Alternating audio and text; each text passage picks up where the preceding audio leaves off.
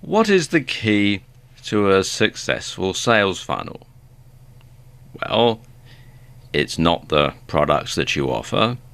It's not the services that you offer. It's not the price points that you offer. The key to a successful sales funnel is your mailing list. And that might seem a bit odd, but think of it as the start of your sales funnel, because without a mailing list, nothing else happens. So why is your mailing list so important? Well, first and foremost, it enables you to keep in regular contact with your prospects and customers. You know the old saying, out of sight, out of mind. So if you're not in regular contact with your prospects and your customers, they're likely to forget all about you and they're going to go and purchase from somebody else. So you're going to lose out to the competition. Now, you're going to need more than one mailing list. And that's because once someone makes a purchase, you want to move them from the prospects list to the customers list, so that you know that people who have already bought from you are going to have more trust in you. So you're not going to have to sell quite as hard to them as you do to the prospects who've only got your freebie. And there are some marketers who go even further and have a separate list for each stage in their sales funnel. So once somebody has bought the low or a mid-price product, they get moved on to a separate mailing list and they start being offered the high price products. And then when they bought those, they moved on to the higher price products list and so on. So at each stage of the game, they're moved over so that they only get offers that are more expensive and offer better value for money. Okay, now let's just take a look at how the whole process works, and I put together a diagram that explains it. And it works a bit like this. First thing that happens is a prospect visits your website and orders a freebie. So they go to your squeeze page, as it's called, and they get the information and they enter their name and their email address in, and that gets added to the mailing list. So then they get sent the download link to the freebie, and they've got the freebie, and they should be happy.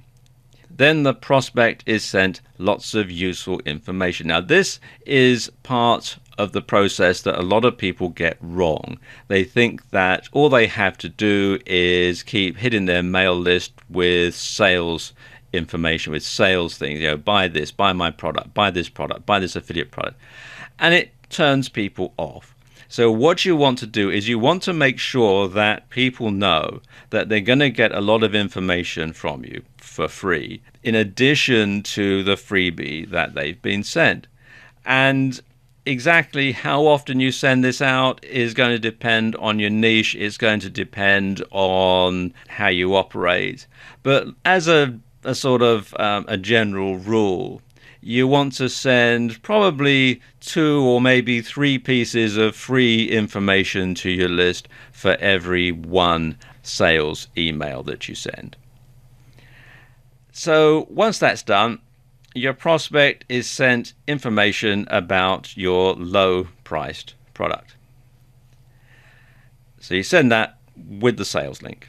Now, if they buy, and to be honest, most people won't buy on the first contact for an offer.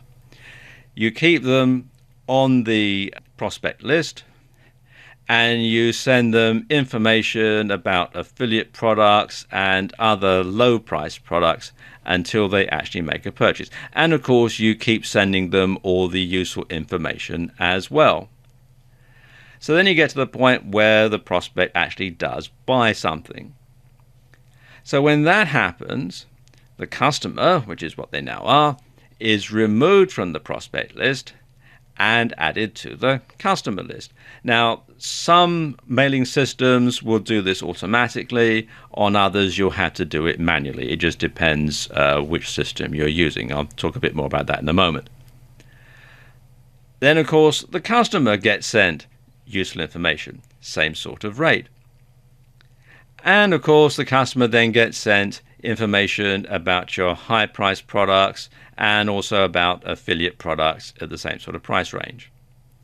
And again, you just simply rinse and repeat all the way through your sales funnel. So this is an ongoing process that keeps going on for every stage in the sales funnel that your prospect or customer is at. Now, the key to working your mail list and sending all these emails out are programs called autoresponders. And an autoresponder enables you to send automated emails to your list. So you don't have to email each customer or prospect individually. The software takes care of it for you. And you can set it up to send emails on certain dates or so many days after the last email. And you can also send one-off emails to your list. And some popular autoresponder companies are Aweber, which you can find here at aweber.com, GetResponse, which you'll find here at getresponse.com, and MailChimp, which you'll find here at mailchimp.com. Now, each of them have different pricing structures and are slightly different in the way that they operate. But the basic principle behind all of them is pretty much the same. Now, one thing that you'll need to decide at the beginning of your dealings with an autoresponder company is whether you want double or single opt-in. Now, let me explain the difference between the two. With single opt-in, the prospect gets added to your list without any verification. Now, you'll get more names on your list that way, but not all of them will be genuine. Some people will put in a fictitious name, a fictitious email address just to get your freebie. They don't want any follow-up emails, so you don't know whether it's a genuine email. Also, it leaves you open to accusations of spamming because somebody might maliciously sign somebody else up to your list. They get hit with all sorts of emails from you that they haven't asked for, and then they complain and you're branded a spammer, even though you're not. You're a legitimate business person, but you're going to be branded a spammer because this person has not asked for the information to be sent. So these days, double opt-in gets to be pretty much the default setting. And what happens with double opt-in is the prospect gets sent an email with a confirmation link to click. So if they don't confirm, then there are no further emails. And you don't get quite so many names because some people can't be bothered to confirm. But if you don't get any spam complaints either, because you know that it's a genuine address, you know that the person has asked to receive the emails from you and has confirmed, and if they complain, you can go back with some systems and look it up and see, well, you signed up on X date and you confirmed on Y date, so therefore it's not spam, and you can prove it. So that really sort of covers your backside, so to speak.